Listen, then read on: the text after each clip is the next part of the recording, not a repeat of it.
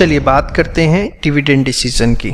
देखिए हमने देखा एज ए फाइनेंस मैनेजर को 3 डिसीजंस लेने होते हैं। पहला decision investment decision, second decision जो होता है फाइनेंसिंग डिसीजन कि कौन से सोर्स से हम कितने फंड्स रेज करें और कितने फंड्स की हमें ज़रूरत है, और तीसरा होता है डिविडेंड डिसीजन जिसमें फाइनेंस मैनेजर ये डिसीजन लेता है कि जो भी कंपनी ने प्रॉफिट्स कमाए हैं, प्रॉफिट्स का मतलब प्रॉफिट आफ्टर टैक्स, उसमें से कितना पार्ट डिस्ट्रीब्यूट किया जाए एज डिविडेंड और कितना पार्ट जो है बिजनेस में रिटेन किया जाए।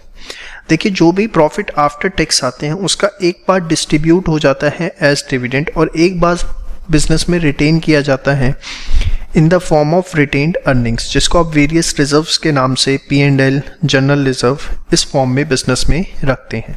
साथ साथ नोट करते रहिए। इसके बाद फॉर्म्स ऑफ डिविडेंड। तो देखिए डिविडेंड देने के आपको पता है बड़े सिंपल से 2 तरीके होते हैं। फर्स्ट इज कैश डिविडेंड, जो कि सबसे ज़्यादा कॉमन फॉर्म ऑफ डिविडेंड है। इसमें कंपनी जो है पर शेयर डिविडेंड डिक्लेयर कर देती है, 2 रुपये पर शेयर, 1 रुपये पर शेयर, 50 पैसे, 10 रुपये, व्हाट्सोएवर। और नेक्स्ट क्या होता है, जब कंपनी के पास कैश क्राइसिस होता है, कंपनी पे कैश नहीं होता, तो और बहुत ज़्यादा एक्युमुलेटेड प्रॉफिट्स बैलेंस शीट में इकट्ठे हो जाते हैं। P&L एंड जनरल रिजर्व का जो बैलेंस है वो बहुत ज़्यादा हो जाता है, लेकिन साइमल्टेनियसली उतना कैश नहीं होता क्योंकि कैश जो है वो फिक्स्ड असेट्स के अंदर या वर्किंग कैपिटल के अंदर फंस चुका होता है। तो उस केस के अंदर कंपनी क्या करती है कि out of this P&L and general reserve bonus issue दे देती है, और बोनस इशू जो है वो एक तरह से कंपनसेट करता है। दो कंपनी ने डिविडेंड नहीं दिया कैश में, बट अगर कंपनी ने बोनस इशू भी दे दिया, फ्री में शेयर्स भी बांट दिए, तो वो भी एक तरह से कंपनी के लिए डिविडेंड का काम करता है। तो देखिए distribute of shares in lieu of cash dividend, cash dividend की जगह डिस्ट्रीब्यूशन ऑफ शेयर्स जो है that can also work as a dividend, but common form cash ही रहती है। अब इसके बाद हम एक बहुत ही इंपॉर्टेंट चीज़ पढ़ने जा रहे हैं, बड़े ध्यान से देखिएगा। That is the relationship between retained earnings and growth. आपको एक छोटे से सिंपल से एग्जांपल से समझाते हैं। सपोज 2 कंपनीज हैं, A लिमिटेड और B लिमिटेड। A लिमिटेड की पिछले साल जो अर्निंग्स थी वो थी 10 लाख रुपए और डिविडेंड बांटा था कितना, 10 लाख रुपए, पूरा का पूरा। रिटेन्ड अर्निंग्स उन्होंने कुछ भी नहीं रखी। इनकी कैपिटल एम्प्लॉयड जो थी A लिमिटेड की वो थी 50 लाख। ऐसी जो B लिमिटेड है उसकी जो कैपिटल एम्प्लॉयड थी वो कितनी थी, 50 लाख। ठीक है, उसकी भी अर्निंग्स 10 लाख थी। उसने 5 लाख रुपए डिविडेंड बांटा और 5 लाख रुपए बिजनेस में रिटेन किया, मतलब 50% डिविडेंड बांटा, 50% बिजनेस में रिटेन किया।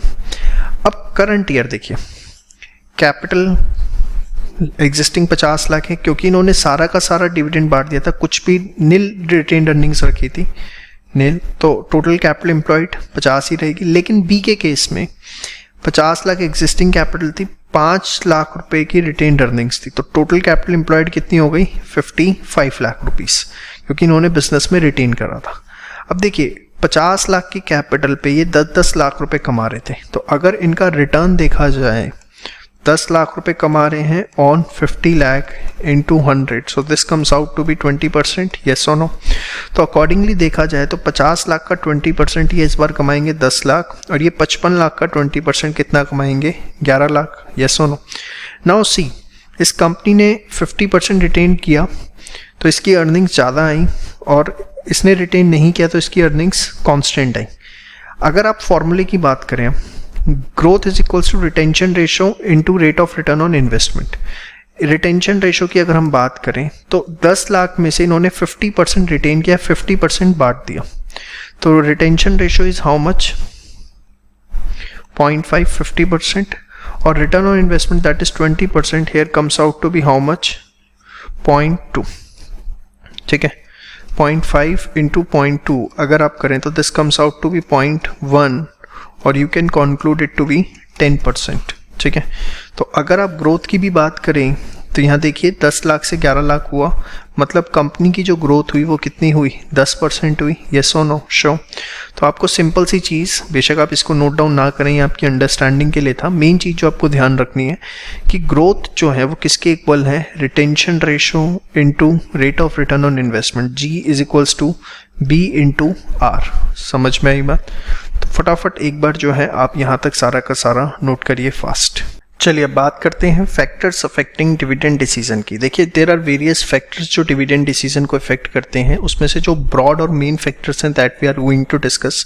The very first is availability of funds. देखिए कहीं ना कहीं अगर आपको डिविडेंड देना है, आप हर बार बोनस शेयर्स नहीं दे सकते, आपको कैश डिविडेंड भी देना पड़ेगा और कैश डिविडेंड पे करने के लिए आपके पास कैश भी होना चाहिए। तो whether you have the sufficient amount of funds to pay out the cash dividend, point number 1। Point number 2, यहाँ पर एक चीज़ और समझने की ज़रूरत है। अगर कंपनी जो है वो डेट से इजीली फंड रेज कर सकती है and it is very much positive about the future earnings, तो वो हमेशा कोशिश करती है कि वो डेट के लिए जाए, क्योंकि डिविडेंड देने का जो इशू है उसके अंदर कहीं ना कहीं रिजॉल्व हो जाता है। देखिए डेट जो होता है वो कंपैरेटिवली चीपर होता है as compare to equity. Equity share holders की एक्सपेक्टेशंस बहुत ज़्यादा होती हैं डेट के मुकाबले। तो अगर कंपनी डेट फंड रेज कर सकती है, पॉजिटिव है फ्यूचर अर्निंग्स के लिए, तो it will go for debt also. Second is cost of capital. This is something very much important. इसमें बेसिकली क्या है, अगर कंपनी अपनी फ्रेश फंडिंग, जो उसे फ्रेश फंड्स चाहिए न्यू प्रोजेक्ट्स के लिए, अगर वो डेट से रेज कर सकती है तो वो डिविडेंड बांटने में हिचकिचाएगी नहीं। लेकिन अगर उसे फ्रेश फंड्स डेट से नहीं ले सकती और उसे इक्विटी ही रेज करनी पड़ेगी, तो before equity they will prefer to go for retained earnings and in this case they will prefer कि डिविडेंड कम से कम बांटा जाए और बिजनेस में ज़्यादा से ज़्यादा रिटेन किया जाए। तो बड़ा सिंपल सी चीज़ है, फ्रेश फंड्स अगर चाहिए और आप डेट से ले सकते हो तो कंपनी को कोई इशू नहीं है, ठीक है, company will distribute the dividend, ठीक है। लेकिन अगर कंपनी के पास फ्रेश फंड्स डेट से नहीं आ सकते, उसे इक्विटी के लिए जाना पड़ेगा, तो they will prefer to retain the earnings and distribute less dividend. समझ में आई बात? शो जस्ट मैं आपके साथ एक बेसिक चीज़ें जो हैं वो डिस्कस कर रहा हूँ। Next is stock market reaction भी आपको ध्यान में रखना होता है कि अगर आपका एक पैटर्न चला आ रहा है डिविडेंड पे करने का और आप इस साल डिविडेंड नहीं देते हो तो स्टॉक मार्केट रिएक्शन क्या होगा। कहीं आपके स्टॉक मार्केट बहुत ज़्यादा के जो प्राइजेस हैं वो बहुत ज़्यादा डाउन ना आ जाए। तो this is something that you need to understand. Trend of industry की जो आपकी राइवल फर्म्स हैं वो क्या ट्रेंड फॉलो कर रही हैं, वो डिविडेंड पे करती हैं, कितना पे करती हैं, क्या रेशियो रहता है, this is something that you need to C. Legal constants like companies act 2013 and income tax act, जैसे आपको कंपनीज एक्ट में कि आपको डिविडेंड जो है वो करंट ईयर प्रॉफिट में से ही दे सकते हैं, पास्ट ईयर प्रॉफिट में देना है, तो there are certain restrictions about that. तो there are certain legal constants also when we are declaring the dividend. Thereafter shareholders expectation, this is something for great use. ध्यान से देखिए, share holders expectation बहुत एक important चीज़ है, इसके ऊपर हम बात भी करेंगे। अगर आपकी ग्रोथ कंपनी है जहाँ पर शेयर होल्डर्स एक्सपेक्ट करते हैं कि भैया इस कंपनी में भी बहुत ग्रोथ है, तो they will prefer to have less dividend और वो चाहेंगे कि आप कंपनी जो भी कंपनी कमाई करे वो बिजनेस में ही लगाती रहे और बिजनेस ग्रो करे। बट अगर कंपनी मैच्योर है, मतलब उसका और फर्दर आगे कुछ उसमें स्कोप नहीं है, तो लोग वहाँ पे इन्वेस्टमेंट ही इसी पर्पज से करते हैं ताकि डिविडेंड मिलता रहे। जैसे मैं एग्जांपल देना चाहूँगा, इंडियन ऑयल कॉरपोरेशन, ठीक है। अब इंडियन ऑयल जो है, these are the mature companies. यहाँ पे लोग जब इन्वेस्ट करते हैं तो इनका एक मकसद होता है कि ठीक है एक डिविडेंड आता रहेगा और थोड़ा थोड़ा प्राइस फ्लक्चुएशन होता रहेगा। But on the other hand अगर आप बात करते हैं मिड कैप कंपनीज की, जो मिडिल लेवल पे जो आती हैं वो ग्रोथ कंपनीज मानी जाती हैं, वहाँ शेयर होल्डर्स डिविडेंड कम एक्सपेक्ट करते हैं। दे एक्सपेक्ट कि जो भी पैसा है वो कंपनी में लगता रहे। जैसे यहाँ पे देखिए एक बहुत अच्छी चीज़ है, एग्जाम में आ भी सकती है और ना भी आए तो आपको personal knowledge point of view से बहुत अच्छा है। डिविडेंड पैटर्न कैसा रहता है मैच्योर कंपनीज और ग्रोथ कंपनीज के बीच में। मैच्योर कंपनीज की अगर बात करें, having few investment opportunities will show high पे आउट रेशो, क्योंकि उन पे इन्वेस्टमेंट अपॉर्चुनिटीज कम होती हैं तो उनका पे आउट रेशो हमेशा ज़्यादा रहेगा। Growth companies on the other hand have low payout ratios. They are in need of funds to finance fast growing fixed assets. और growth company में हमेशा fixed assets में investment बहुत मोटा होता है तो वो इसलिए नहीं कर पाते। Share prices of such companies are sensitive to dividend charges. कहीं ना कहीं अगर यहाँ पर इन्होंने डिविडेंड पे नहीं किया तो स्टॉक मार्केट रिएक्शन बहुत रिवर्स आता है और जैसा भी हमने डिस्कस भी किया, इनको कंसिस्टेंट डिविडेंड देना ही पड़ता है। Distribution of earning reduces the funds of the company, they retain all the earnings and declare bonus share to offset the dividend requirements of the share holder. और जनरली ग्रोथ कंपनी जो है वही bonus shares पे जाती है क्योंकि उनका cash जो है फिक्स्ड एसेट वर्किंग कैपिटल में ब्लॉक हो रहा होता है। So a small portion of the earnings are capped to meet emergent and occasional financial. सिर्फ small portion of earnings रखा जाता है reserves में. These companies increase the amount of dividend gradually as the profitable investment opportunities start falling. मतलब जैसे जैसे ये growth से maturity की stage में जाते हैं. अगर आपको याद हो product life cycle भी आप पढ़ते थे एक चीज़, तो जैसे जैसे आप ग्रोथ से मेच्योरिटी की स्टेज में जाते हो वैसे वैसे आप जो डिविडेंड के अमाउंट्स बढ़ाते चले जाते हो. क्यों? क्योंकि जो इन्वेस्टमेंट अपॉर्चुनिटीज़ हैं वो कम होती चली जाती हैं. तो this is something good for your knowledge point of view, और ये चीज़ आपको नोट डाउन करनी चाहिए अच्छे से. इसके बाद हम बात करेंगे थ्योरीज ऑफ डिविडेंड की, जिसमें हम देखेंगे इररेलेवेंस थ्योरी, रेलिवेंस थ्योरी. इररेलेवेंस थ्योरी कहेगी कि डिविडेंड इररेलेवेंट है, आप कुछ भी दो या ना दो, दिस इज MM अप्रोच. और रेलिवेंस थ्योरी जो कहेगी डिविडेंड बहुत मैटर करता है, और इस पर हम पढ़ेंगे Walter model and Gordon model. तो उससे पहले आप ये सारी चीज़ें जो हैं एक बार नोट डाउन कर लीजिए फास्ट. चलिए सबसे पहले हम बात करेंगे MM अप्रोच की. देखिए तीनों अप्रोचेज एंड मॉडल के अंदर जो है इन्होंने अपनी अपनी थ्योरीज डेवलप करी. एंड प्रैक्टिकली देखिए, अगर आप कहें कि प्रैक्टिकली ये थ्योरी कितनी अप्लाई होती है, समझने के लिए अच्छा है डिविडेंड पैटर्न को, बट प्रैक्टिकली कोई कंपनी इन अप्रोचेस को फॉलो करते हुए डिविडेंड देती है, this is something hard to believe. And हम एग्जामिनेशन पॉइंट ऑफ व्यू तक अपनी डिस्कशन रखनी है कि क्या क्वेश्चंस इसके ऊपर आ सकते हैं और क्या इनके फॉर्मूलेज हैं. हम अपनी डिस्कशन वहीं तक रिस्ट्रिक्टेड रखेंगे, क्योंकि इससे ज़्यादा इन डेप्थ जाना इस चैप्टर के अंदर that will be completely wastage of time. Now MM approach. MM approach क्या कहती है, ध्यान से देखिए कि market value of share is not affected by dividend decision. जो कंपनी का शेयर प्राइस है स्टॉक मार्केट के अंदर, वो इससे फ़र्क ही नहीं पड़ता कि डिविडेंड साइज क्या है. अब देखो पहली थ्योरी इसकी यही है, और ये रेलिवेंस थ्योरी इसीलिए बोला गया क्योंकि ये मानते थे कि डिविडेंड इररिलेवेंट है. इन्होंने एजम्पशन ली कि प्रैक्टिकली मतलब कोई टैक्स नहीं होता, कोई फ्लोटेशन कॉस्ट नाम की चीज़ नहीं होती, कोई रिस्क ऑफ अनसर्टेनिटी नहीं होता. अब देखो आज के एनवायरनमेंट में तीनों एजम्पशंस लेना कितनी खतरनाक है. आप समझिए, कोई टैक्स नहीं है, is it possible? Flotation cost नहीं है, कितनी फ्लोटेशन कॉस्ट कंपनी को बियर करनी पड़ती है at the time of issue of shares. No risk of uncertainty. आज का बिजनेस एनवायरनमेंट जितना अनसर्टेन है आई थिंक हो ही नहीं सकता. तो तीनों एजम्पशंस वही आते हैं, इसलिए मैंने बोला प्रैक्टिकली से अप्रोचेस फॉलो होती होंगी. It is something hard to believe. Advantages है कि ठीक है अपनी तरफ से लॉजिकल रखा, एक सेटिस्फैक्टरी फ्रेमवर्क दिया. डिसएडवांटेज, ये सारी एजम्पशंस क्वेश्चनेबल हैं और नॉट वैलिड अंडर अनसर्टेनिटी. अब ये हो गया थ्योरी एस्पेक्ट. अब MM अप्रोच ने अपना कुछ फॉर्मूले दिए, ध्यान से देखिए कि जो शेयर प्राइस होता है in the beginning, that is share price eight the end of the period plus D1. D1 is the dividend at the end divided by 1 plus KE, that is cost of equity. Sir इसकी derivation क्या है? Please आप derivation देखना चाहते हैं, you can refer multiple books for that, but from examination point of view we are not going into the explanation part of this particular formula. The reason being practically this formula is not applicable, जैसा कि हमने इसकी assumptions के अंदर ही देख लिया. तो please keep it up to the examination oriented also and do not waste your energy on the derivation of this particular formula. Okay? और इन्होंने एक दूसरा फॉर्मूला दिया वैल्यू ऑफ फर्म का, दैट इज जिसको VF या हम NPO के नाम से बोलेंगे. ये क्या था?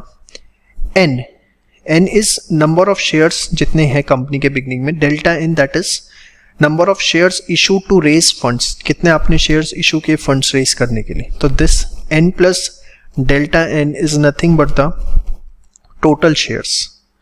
ठीक है, और उसको आपने इनटू कर दिया P1 से, that is price at the and, so that आपकी टोटल वर्थ मार्केट में निकल आए. वैसे भी ऐसी निकलती कि कंपनी के जो शेयर्स हैं उसका जो शेयर मार्केट में प्राइस चल रहा है. Minus I that is amount required for investment, कितना आप उसमें से इन्वेस्टमेंट करने जा रहे हैं उतना पैसा आपका कम हो जाएगा, plus earnings during the period. ठीक है, कितनी आपकी अर्निंग्स इस पूरे साल में होने वाली है, divided by 1 plus KE that is the cost of equity. तो ये इन्होंने फॉर्मूला दिया वैल्यू ऑफ फर्म निकालने का.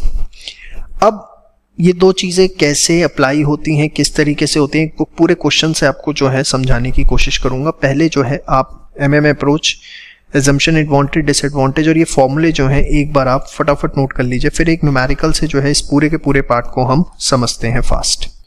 देखिए, AB engineering limited belongs to a risk class for which the capitalization rate is 10%. Okay, It currently has outstanding 10,000 shares selling at ₹100 each. जो 10,000 shares at present है 100 रुपये का बिक रहा है. तो देखिए कॉस्ट ऑफ इक्विटी आपको गिवन है और आउटस्टैंडिंग 10,000 शेयर्स हैं जो कि 100 रुपये के हिसाब से बिक रहे हैं। The firm is contemplating the declaration of dividend of ₹5 per share. वो सोच रहे हैं कि 5 रुपये पर शेयर डिविडेंड डिक्लेयर करेंगे eight the end of the current financial year के एंड में। तो देखिए dividend eight the and D1 अगर देखा जाए तो वो इन्होंने यहाँ पे दे दिया, कितना D1 is 5, K is what 10%। उसके बाद अगर हम बात करें 10,000 तो this is the number of shares. It expects to have a net income of ₹1 lakh and has a proposal of making new investments of ₹2 lakh. वो 2 लाख की न्यू इन्वेस्टमेंट्स करेंगे, तो this is something I and they have the earnings during the period of ₹1 lakh. So this is 1 lakh represents earnings and this represents the investments they are planning. Yes or no? Calculate the value of firm when the dividends are not paid and paid. बहुत simple, कुछ नहीं है इसके अंदर, एकदम lollipop question है, बस relax होकर सुनना है आपने। When the dividend is not paid, सबसे पहले प्राइस का फॉर्मूला आपने लिखा, यही फॉर्मूला है। See, what is the price? P0. P0 is what? Price in the beginning. So it is 100. Yes or no? P1 that is price at the end. वो हमें नहीं पता भाई। आउटस्टैंडिंग का मतलब क्या है? साल की शुरुआत में 10,000 शेयर थे जो 100 रुपए के थे। एट द एंड क्या प्राइस है? We don't know. Case 1 we are assuming dividend is not paid. D1 represents dividend at the end and we are not paying any dividend, so it will be 0. 1 and K cost of equity is 10%, comes out to be how much? 0.1. Yes or no? So if you will solve it, 1.1 into 100, P1 that is price at the end will be what? 110. Now why it is necessary to compute P1? क्योंकि इस फॉर्मूले में आपको यहाँ P1 चाहिए। सब कुछ आपके पास है। And you have, देखिए, and you have how much? 10,000 if you will see. और उसके बाद डेल्टा n निकालेंगे, P1 आ गया, I you have, E you have, 1 plus K you have। अब देखिए बड़े आराम से रिलैक्स होके, कंपनी की अर्निंग्स कितनी है? 1 लाख रुपए, और कंपनी को न्यू इन्वेस्टमेंट्स कितने की करनी है? 2 लाख रुपए की। तो अर्निंग्स 1 लाख की है, 2 लाख की इन्वेस्टमेंट करनी है, तो कंपनी को नए फंड्स कितने चाहिए होंगे? 1 लाख और चाहिए होंगे भाई। अर्निंग से 1 लाख होंगी, जबकि इन्वेस्टमेंट करनी है 2 लाख की, तो एडिशनल फंड्स कंपनी को कितने चाहिए होंगे? और 1 लाख रुपए। यस और नो? हाँ या ना भाई? अभी हमने देखा out of ₹1 lakh nothing will be paid for dividend, यही तो है। Dividend is not paid, first case कर रहे हैं अभी। 1 लाख में से कोई भी डिविडेंड पे नहीं करेगा, therefore entire amount is available for investment. यह आपके लिए लिखा है, एग्जामिनर के लिए मत लिख के आना एग्जाम में। अब आपको 1 लाख रुपए फंड्स चाहिए, यस और नो? और आपका जो शेयर प्राइस चल रहा है at the end how much it is? 110। So 1 lakh divided by 110, this is the number of shares to be issued for funds. इतने शेयर्स आपको इशू करने हैं, या you can call this delta N. It is very simple कि कितने आपको additional funds चाहिए, additional funds जो आपको चाहिए divided by P1। It is very simple. अब वैल्यू ऑफ फर्म का फॉर्मूला आपके पास है, n plus delta N P1 minus I plus E 1 divided by 1 plus KE। ठीक है, n इज 10,000, डेल्टा n इसको हमने एज इट इज लिख लिया ताकि कैलकुलेशन में दिक्कत ना है। P1 is 110, investment is 2 lakh, earnings were 1 lakh, this is 1 plus 0.1. Now see, 110 into 10,000 अगर आप करेंगे, so this will be 11 lakh. 110 से 110 गया, this will be 1 lakh minus 2 lakh plus 1 lakh divided by 1.1. So 112, this will be 11 lakh by 1.1. So if you will solve it, this will be how much? 10 lakh. तो value of firm कितनी आई? 10 लाख रुपए। बहुत simple, आपने question read करना है। Question read करने के बाद आपने देखा क्या इंफॉर्मेशन गिवन है, क्या नहीं गिवन। आपने देखा this is cost of equity, this is n, this is something P0, this is D1, ठीक है, this is something I, this is something E। ठीक है, in the first case we are assuming it is not paid, so D1 will be 0. That's it. In another case, we have to assume dividend will be paid. When dividend is paid, तो देखिए सब कुछ same है। P0 वही 100, बस इस बार D1 5 हो जाएगा क्योंकि हम मान रहे हैं डिविडेंड पे किया गया 1.1। सो दिस विल बी, यहाँ पे क्रॉस हो जाएगा इनटू, तो 110 P1 + 5, so this will be 105। ठीक है, अब अगेन यहाँ पे ध्यान से देखिएगा, अगर आप यहाँ पर देखें जब आपने डिविडेंड पे नहीं किया था तो आपकी अर्निंग्स थी 1 लाख, एक्सपेक्टेड इन्वेस्टमेंट थी 2 लाख, तो आपको एडिशनल फंड्स कितने चाहिए थे? 1 लाख। लेकिन क्योंकि सेकंड केस में आप डिविडेंड पे करने जा रहे हैं 5 रुपये पर शेयर, तो आप पे उतने फंड्स अवेलेबल नहीं होंगे। एक्सपेक्टेड अर्निंग्स है 1 लाख, आपको डिविडेंड डिस्ट्रीब्यूट करना पड़ेगा, 10,000 शेयर्स हैं, 5 रुपये पर शेयर आप डिविडेंड दे रहे हैं, तो 50,000 तो यहाँ चला जाएगा। तो आपके पास इन्वेस्टमेंट्स के लिए सिर्फ 50,000 रुपये बचेंगे, जबकि आपका एक्सपेक्टेड इन्वेस्टमेंट अमाउंट जो है वो 2 लाख रुपए। आप देखिए यहाँ पर डिविडेंड नहीं था तो सारा का सारा यूज हो गया, लेकिन यहाँ पर out of 1 lakh you have to distribute rupees 50,000 as a dividend, so only rupees 50,000 is available for additional investment. So 2 lakh चाहिए, 50,000 यहाँ से आ जाएगा, तो एडिशनल फंड्स अब कितने चाहिए आपको? 1.5 लाख। ये कैसे आए? क्योंकि 2 लाख में से 50,000 रुपये जो हैं वो आप रिटेन्ड अर्निंग्स में से ले लेंगे। This is something we can called as retained earnings. Yes और नो? अब 1,50,000 है और आपका मार्केट प्राइस कितना है? 105, तो कितने नंबर ऑफ शेयर्स आएंगे? 1,50,000 डिवाइडेड बाय 105। समझ में आई बात? श्योर। अब again same formula, n + delta n P1 - I + C, 10,000 1,50,000 by 105। ये हमने एज इट इज ले लिया for the purpose of simplification of calculation. This 2 lakh 1 lakh 1 + 0.5, so 10,000 into 105, 10,50,000। 105 से 105 गया, this will be 150 minus 2 plus 1, 1.05, and when you will solve it you will find out it will be 10 lakh. See, in the both the cases, चाहे आपने dividend नहीं पे किया या dividend आपने पे किया, in both the cases you can see that value of firm is how much? 10 lakh. And this is something which is the MM approach says कि market value of share is not affected by the dividend size. जो value of firm है वो हमेशा same रहेगी। Value of firm will always remain same. यही तो कहना चाहते थे MMG, और इसमें सिर्फ ये 2 चीज़, और इसी तरीके का एक प्लेन क्वेश्चन, इससे ज़्यादा इसमें कुछ नहीं आ सकता। फ्री के नंबर हैं, एकदम फ्री के जिसे बोलते हैं, 5 मार्क का फ्री का क्वेश्चन, यही इंफॉर्मेशन, और इससे ऊपर कुछ वो बन ही नहीं सकता। देखिए प्रैक्टिकली इस थ्योरी की कोई अप्रोच नहीं है, क्योंकि एजम्पशंस ऐसी खतरनाक ली हैं इन्होंने जो कि आप समझ सकते हैं आज के टाइम पे एग्जिस्ट ही नहीं करती। बट आपके उसमें बेसिक अंडरस्टैंडिंग के लिए अच्छी थ्योरी है, तो आपने इसे समझा कि वैल्यू ऑफ फर्म कैसे निकालते हैं, और इसी तरीके का एक क्वेश्चन आपको इस पे एग्जाम में देखने को मिल सकता है। चलिए अब बात करते हैं वॉल्टर्स मॉडल। क्या कहता था? Market price of share is affected by dividend per share. Market price affect होता है डिविडेंड पर शेयर से, कॉस्ट ऑफ इक्विटी से, एंड रिटर्न कितना है इन्वेस्टमेंट से। इसीलिए हमने इसका नाम दिया था थ्योरी ऑफ रेलिवेंस। आप देखिए relevance theory, dividend is relevant. अगले 2 मॉडल्स वॉल्टर एंड गॉर्डन दोनों में होगा, अभी हम वॉल्टर की बात कर रहे हैं। चलिए अब इनकी एजम्पशन क्या थी कि सारी इन्वेस्टमेंट जो है वो रिटेन्ड अर्निंग से होंगी। प्रैक्टिकली पॉसिबल ही नहीं है, बट फिर भी चलिए एजम्पशन है। Return on capital employed and cost of equity जो है वो कांस्टेंट रहेंगे। प्रैक्टिकली ये भी नहीं होता, क्योंकि business environment is too much uncertain that you can not say कि return on capital employed constant रहेगा। There are no taxes, there is no flotation cost, and perpetual life of firm की firm जो है उसकी never ending life है। तो these are 5 assumptions of Walter model जिसपे इन्होंने इसको डेवलप किया। अगर एडवांटेज देखें तो सिंपल है, consider different aspects like dividend per share के ही फॉर डिसाइडिंग मार्केट प्राइस। वहाँ की तरह नहीं कि डिविडेंड पर शेयर से कोई फर्क नहीं पड़ता MM अप्रोच में जैसा था।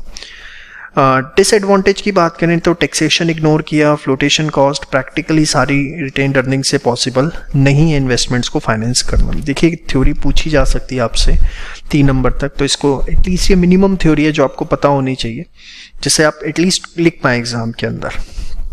अब इनका क्या फॉर्मूला था? तो आइए, डिविडेंड पर शेयर, ऊपर return on capital employed, this is cost of equity, this is earning per share, this is dividend per share, and you know very well how to compute EPS and DPS।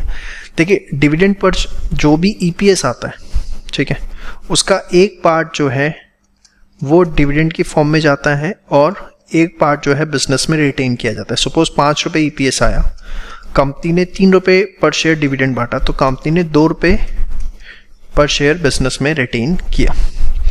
अब again इसके basis पर बहुत simple से question हमें देखने हैं। उससे पहले वॉल्टर मॉडल के कुछ रिजल्ट्स मैं आपके साथ डिस्कस करूंगा, ध्यान से देखिए। वॉल्टर मॉडल का क्या कहना था कि अगर आर जो है वो कॉस्ट ऑफ इक्विटी से ग्रेटर है, मतलब जो रिटर्न ऑन इन्वेस्टमेंट आपके पास आ रही है, रिटर्न ऑन कैपिटल एम्प्लॉयड आ रही है, आपकी कॉस्ट ऑफ इक्विटी से ज़्यादा है, मतलब इक्विटी शेयर होल्डर्स एक्सपेक्ट करते हैं आपकी कंपनी से 15%, लेकिन आप तो कमा रहे हैं 20%, तो आप ग्रोथ स्टेज पे। और उस केस के अंदर आपको 0 डिविडेंड पे करना चाहिए, आपको सारा पैसा बिजनेस में लगा देना चाहिए।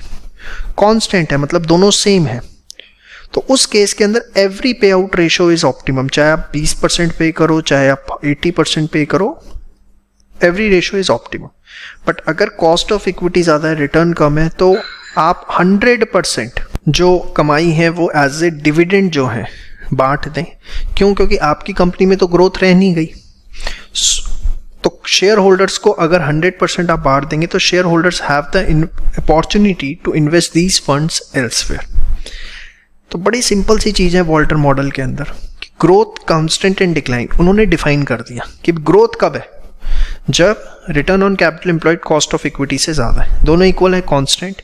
डिक्लाइन कब है? जब कॉस्ट ऑफ इक्विटी ज़्यादा है, और बता दिया कि किस केस कंडीशन में आपको क्या करना है। अब यहाँ कोरिलेशन गिवन है, correlation between dividend and market price पर शेयर। देखिए क्या बोला कि रिटर्न ऑन कैपिटल एम्प्लॉयड अगर कॉस्ट ऑफ इक्विटी से ज़्यादा है तो 0 डिविडेंड दो, मतलब कम से कम तो भैया 0 ही हो सकता है, तो मार्केट प्राइस ज्यादा से ज्यादा होगा। मतलब अगर ये स्टेज है तो जितना डिविडेंड आप कम दोगे उतना मार्केट प्राइस ज्यादा होगा। नेगेटिव कोरिलेशन हो गया। यहां पे क्या बोला? जितना डिविडेंड ज्यादा दोगे उतना मार्केट प्राइस ज़्यादा होगा। क्यों? क्योंकि भैया आप डिक्लाइन का मतलब हो गया मैच्योरिटी। आप मैच्योरिटी स्टेज में आपसे शेयर होल्डर एक्सपेक्टेड डिविडेंड करते हैं, जितना आप डिविडेंड देंगे उतना आपकी कंपनी के लिए फ़ायदा है, लागे लोग इन्वेस्टमेंट करते रहें और वो डिविडेंड का पैसा शेयर होल्डर कहीं और लगाते रहेंगे। और कांस्टेंट है तो नो कोरिलेशन। इसके ऊपर एग्जाम में आपसे क्वेश्चन पूछा जा सकता है थ्योरी का। अब देखिए क्वेश्चन करते हैं। क्वेश्चन बहुत सिंपल आता है इसके ऊपर। XYZ लिमिटेड अर्न करती है 10 रुपये पर शेयर। ओके, कैन आई से this is EPS? Capitalization rate and return on investment, this is cost of equity, and this is something how what R. If you can see, R is greater than KE because it is 12%, it is 10%, so it is in the growth stage, so optimum payout ratio should be 0, कम से कम। यही आपने तो पढ़ा है यहाँ पे भी, yes or no? So since it is the optimum dividend payout ratio is 0, according या आप वैल्यूज पुट करिए। अगर आप डिविडेंड 0 पे करते हैं, फॉर्मूला ये है D+R के E minus D upon KE 0, this is 0.12, this is 0.10, earning is 10, dividend you are paying 0, this is 0.10, so price will be 120। Determine the optimum dividend pay out ratio and the price of the share at the pay out, so this is 120। आप यहीं पे answer छोड़ेंगे exam में, it would be sufficient, इससे आगे नहीं करना। Just to cross check हम एक बार ये मान के चलते हैं कि हमने 25%, 50%, 75% या 100% डिविडेंड पे किया। लेट्स सी, अब अगर 10 रुपये EPS है और आप उसमें से 25% डिविडेंड दे रहे हैं, मतलब 2.5 रुपये पर शेयर जो है आप डिविडेंड दे रहे हैं। 75% मतलब 7.5 रुपये जो है वो आप बिजनेस के अंदर रिटेन कर रहे हैं। यस और नो? तो accordingly if you will say this formula is D+R KE E minus D divided by KE. So dividend you are paying 2.5. This is 0.12, 0.12, 0. Earning is 10. Dividend is 2.5, and this is KE. So you can see it is 115. Same way at 50% you will check 110, 75%, 105, 100%, 100. So you can see कि market price सबसे ज़्यादा कब आया? जब आपका dividend 0 था। तो ये जस्ट एक क्रॉस वेरिफिकेशन पर्पस के लिए है ये सारी की सारी चीज़। आप सिर्फ एग्जाम के लिए इतना सॉल्यूशन देखेंगे, that would be more than sufficient. Got it? Main खेल जो है थ्योरी इसका है कि थ्योरी क्या कहती है। अगर आपको पता है तो आप एग्जाम में कर पाएंगे, अगर आप थ्योरी भूल गए, फॉर्मूला भूल गए, तो समथिंग कहीं ना कहीं आपको जो है बहुत ज़्यादा एग्जाम में दिक्कत आएगी।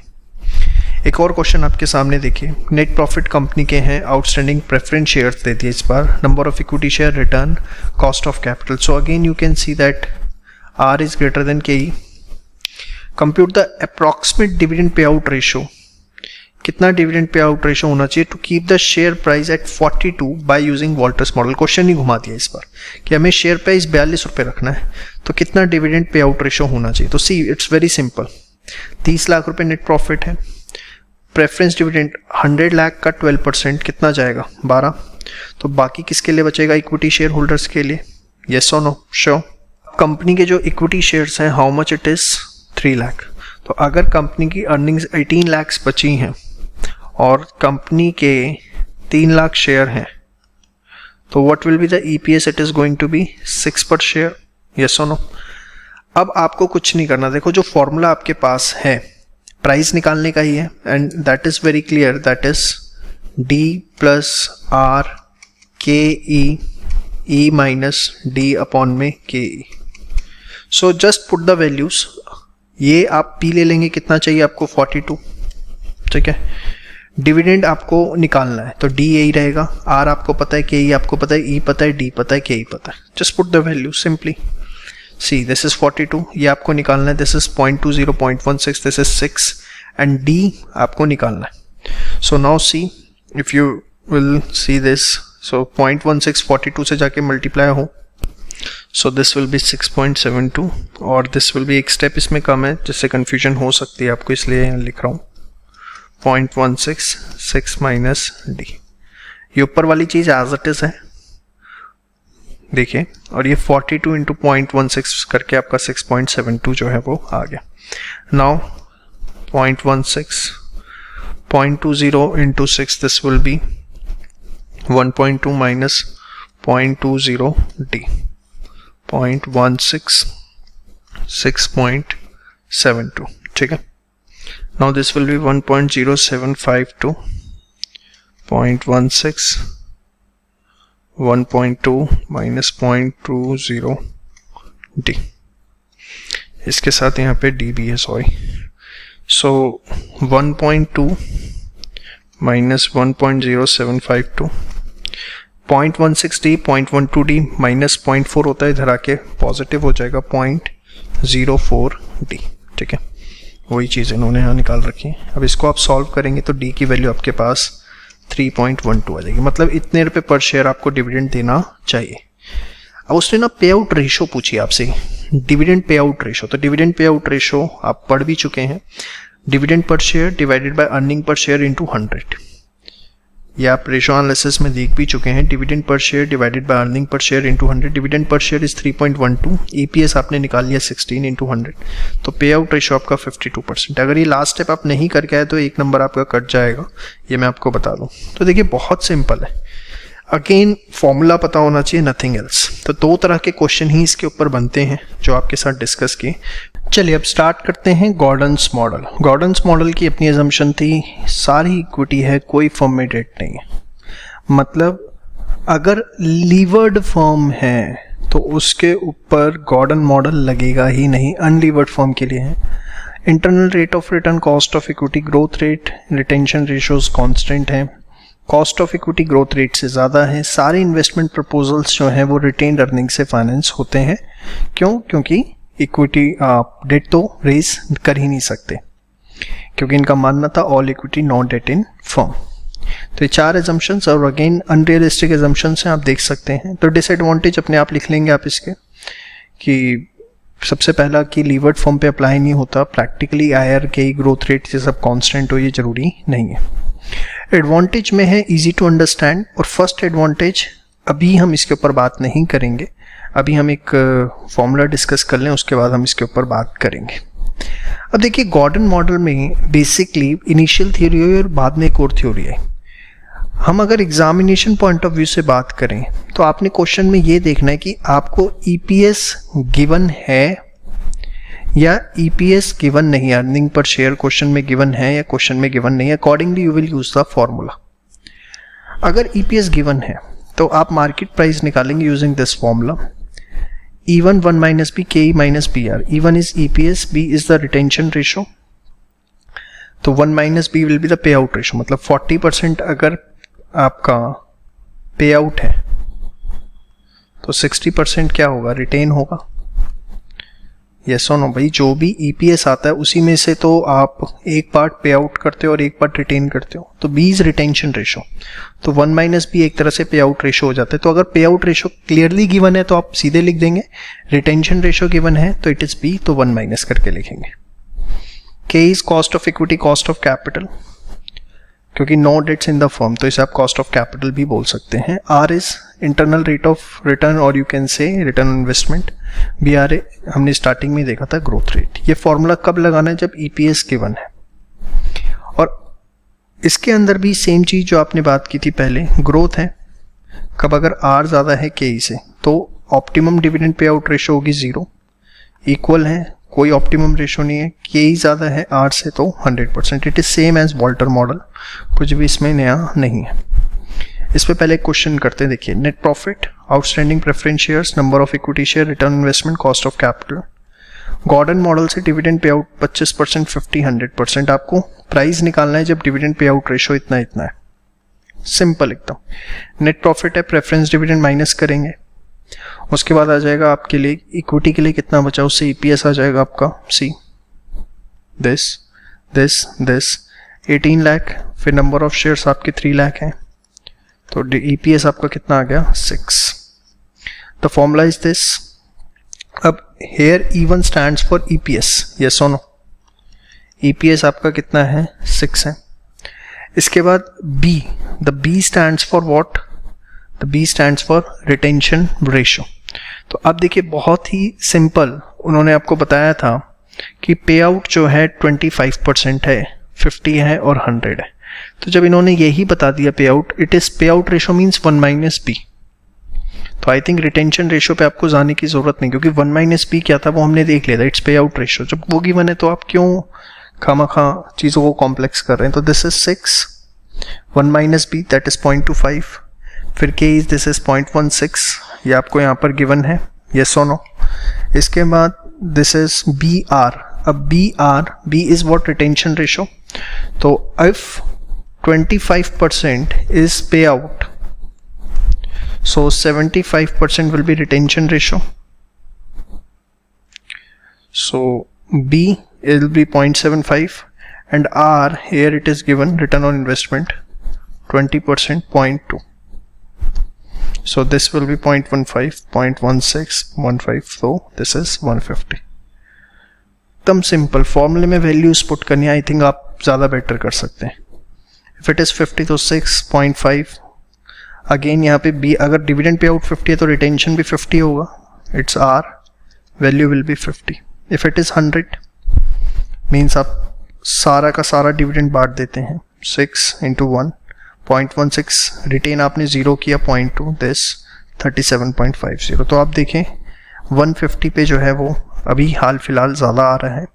और खैर, हमें तो तीनों पे ही निकालना था, हमने अपना काम कर दिया.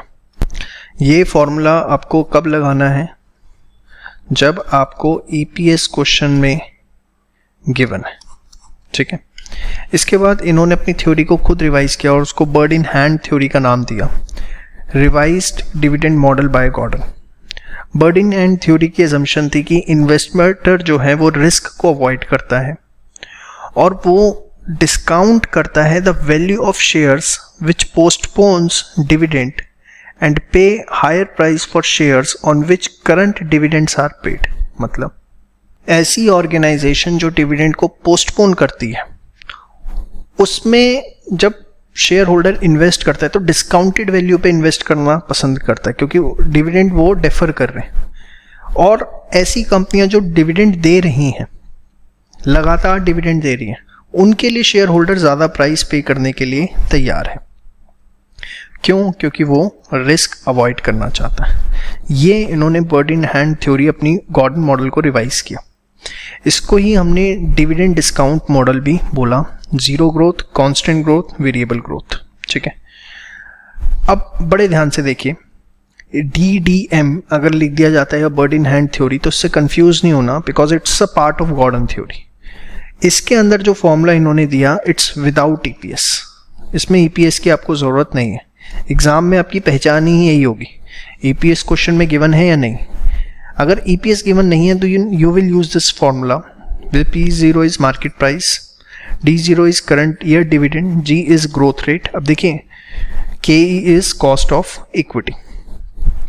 क्या कहना था कि अगर R ज़्यादा है KE से तो शेयर प्राइस जो है वो बढ़ेगा एज डिविडेंड रेशो डिक्रीजेस, और अगर कॉस्ट ऑफ इक्विटी R से ज़्यादा है तो शेयर प्राइस डिक्रीज करेगा as dividend pay out ratio decreases. तो ये तो खैर वही चीज़ है जो आपने पढ़ी हुई है कि अगर R ज़्यादा होता है KE से तो इट रिप्रेजेंट्स ग्रोथ, और अगर ग्रोथ है तो जितना पे आउट रेशो 0 रखोगे उतना शेयर प्राइस मैक्सिमम आएगा। वही चीज़ है एकदम, उसमें कुछ नया नहीं है।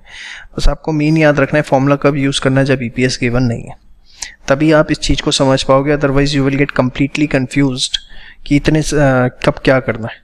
थ्योरी में Gordon model, assumption, advantage, disadvantage, market price अगर EPS गिवन है, मार्केट प्राइस अगर EPS गिवन नहीं है, और EPS गिवन नहीं है it's a bird in hand theory जिसकी अपनी उन्होंने एजम्पशन ली कि इन्वेस्टर रिस्क अवॉइड करता है और ऐसे शेयर को लेना जो डिविडेंड पोस्टपोन कर रहे हैं उसको वो लेना कम पसंद करता है, इसलिए उसको सस्ते रेटों पे लेना वो चाहेगा। अब फॉर्म क्वेश्चन देखते हैं। देखिए, no growth company pays a dividend of ₹5 per share if the cost of capital is 10%, compute the current market price. Tell me EPS given है या नहीं? नो। कौन सा फॉर्मूला लगेगा? D0 1 + G KE - G, यही फॉर्मूला लगेगा। अब it's a no growth company so growth is going to be 0। Now dividend is 5 and KE is how much? 0.1. So 5 divided by 0.1, 5 by 0.1 50। Actually इन्होंने D/KE कैसे लिख दिया, क्योंकि ये तो Z तो 0 हो गया, यहाँ भी 0 हो गया, तो D0/KE इन्होंने सीधे लिख दिया, उससे कोई फर्क नहीं पड़ता। आप ये लिखें ऐसे लिखें, एक ही बात है। शेयर कैपिटल है इतनी, distributes current dividend of 20% per annum, मतलब ₹2 per share. Annual growth rate, expected rate of return on equity capital, calculate price of share applying Gordon model, growth model. Gordon का ग्रोथ मॉडल से आपको निकालना है। तो D0 1 + G KE - G। See dividend per share is 20%, तो जो face value है उस पर डिविडेंड जाता है, ये आपको पता ही है, 2 पर शेयर हो गया। उसके बाद annual growth rate is 2%, you can write it 0.02। Cost of equity is 15, that is 0.15। Just put the values, so it will be 15.69। समझ में आया? एकदम सिंपल है। आप देखिए, no EPS in the question. A firm had been paying a dividend of 2 per share last year. The estimate growth of the dividend from the company to be 5% per annum. Determine an estimate market price if the estimated growth rate of dividend is 8, falls to 3%. Okay. तो आपको निकालना है estimated market price अगर growth 8% और 3% है। ठीक है, देखते हैं इसे।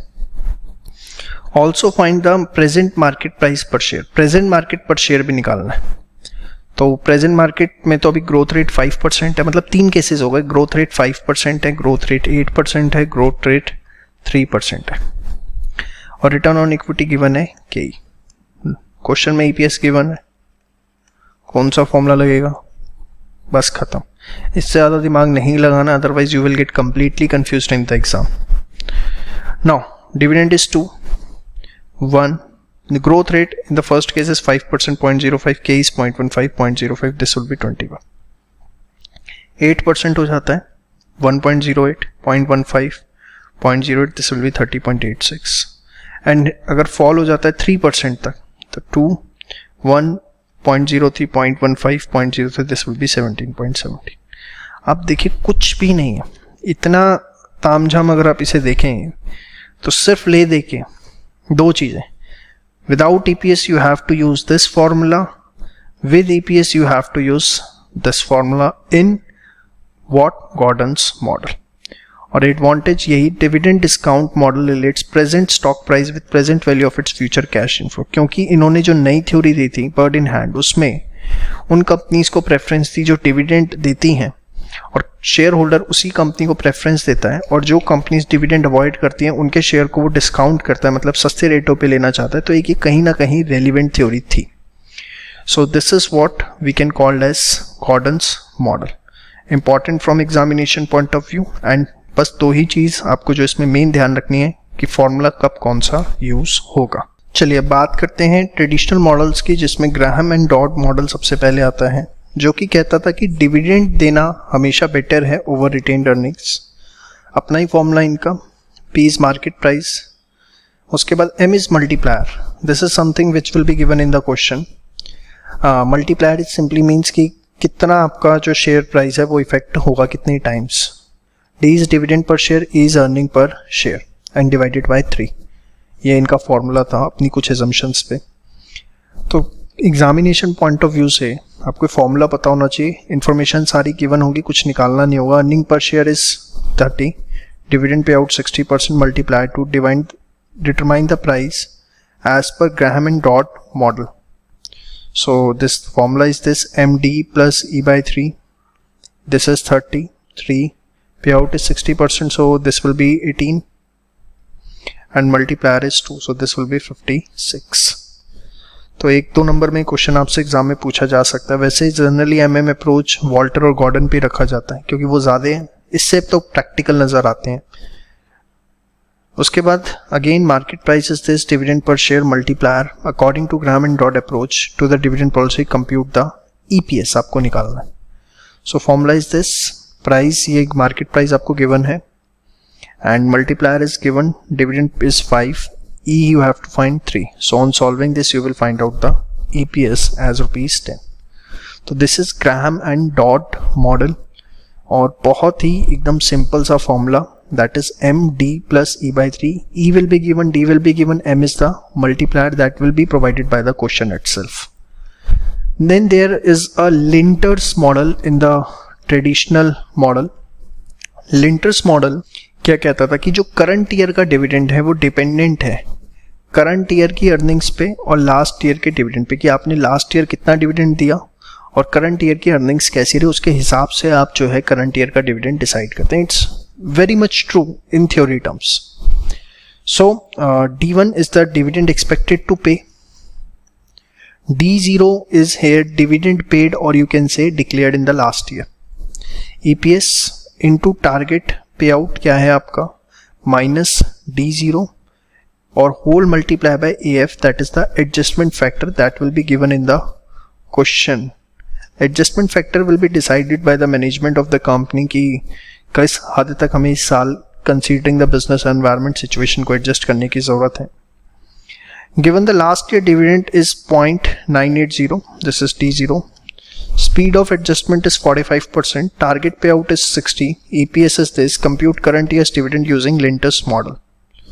So formula is this, just put out the values. This is 0.0545 and D0 is 9.80, EPS is how much, 20, target payout is 60, so 20 and 60%, and this is again 9.80, so this year dividend is going to be 10.79. So this is what Linter's model and Graham and Dodd model under traditional model. Question आने के chances थोड़े कम है, but you cannot ignore from examination point of view. Thereafter, there is a stock split on which a theory question can be asked कि what exactly is stock split. तो जब आप एक share को बहुत सारे शेयर्स में स्प्लिट करते हैं तो that is called as stock split. Advantage ये होता है कि इससे शेयर आपका अफोर्डेबल हो जाता है। सपोज बड़ी कंपनीज होती है जिनके जैसे 10,000 का शेयर है, अब शायद कोई 10,000 रुपये का एक शेयर ना खरीदे, बट अगर ये 10 शेयरों में स्प्लिट होकर 1,000 रुपये का हो जाए तो लोग इसे खरीदने की सोचें। नंबर ऑफ शेयर्स में increase number of share holder which in turn increases investment potential. देखो होता क्या है, जब नंबर ऑफ शेयर्स बढ़ जाएंगे, सपोज कंपनी के अभी 1 लाख शेयर्स थे और बढ़ के 10 लाख शेयर्स हो गए, तो 10,000 वाला शेयर घट के कितने का हो गया, 1,000 का। तो नए इन्वेस्टर्स जो हैं कहीं ना कहीं इन्वेस्ट कर पाते हैं। जब छोटी वैल्यू होती है तो छोटा छोटा अमाउंट आता है जिससे कहीं ना कहीं इन्वेस्टमेंट पोटेंशियल बढ़ते हैं। डिसएडवांटेजेस की बात करें, स्टॉक स्प्लिट करने पे जो खर्चा आएगा पूरा का पूरा, और उसके बाद क्या होता है जब मार्केट में वॉल्यूम बढ़ जाता है ना, जैसे पहले तो 1 लाख शेयर थे, अब 10 लाख है, तो वॉल्यूम बढ़ गया, इसको हम बोलते हैं टेक्निकल टर्म्स में, तो उससे स्पेकुलेटर्स मार्केट में आ जाते हैं जो कहीं ना कहीं मार्केट प्राइस फ्लक्चुएट करते हैं। जैसे आप देखें MRF के शेयर्स कभी मार्केट में देखें तो उसमें इतना वॉल्यूम नहीं होता क्योंकि शेयर बहुत महंगा है, 50,000 प्लस का शेयर है। और अगर वहीं आप छोटे शेयर्स में आ जाएं, लाइक मिड कैप में आ जाएं, अपोलो टायर्स में आ जाएं या समथिंग लाइक दैट, तो वो अंडर 500 के शेयर्स हैं अभी, तो इसके अंदर वॉल्यूम आपको बहुत देखने को मिलता है। क्यों? क्योंकि नंबर ऑफ शेयर्स बहुत ज़्यादा है, स्पेकुलेटर्स बाइंग सेलिंग करके प्रॉफिट करने की कोशिश करते हैं। तो स्टॉक स्प्लिट पे एक क्वेश्चन आपसे पूछा जा सकता है, थ्योरी नोट 2 से 3 नंबर का। तो ये था आपका chapter, that is the dividend decision. Somewhat theory based chapter है, आप देखें फॉर्मूले इसके अंदर कहीं ना कहीं आपको ध्यान रखने पड़ेंगे, तभी आप क्वेश्चन कर पाएंगे, अदरवाइज आपको डिफिकल्टी होगी। उसका एक ही तरीका है, एक शीट पे सारे फॉर्मूले लिख लें और उसको रेगुलर देखते रहें, 5-6 फॉर्मूले हैं, उससे आपको किसी भी प्रकार की दिक्कत एग्जाम में नहीं आएगी।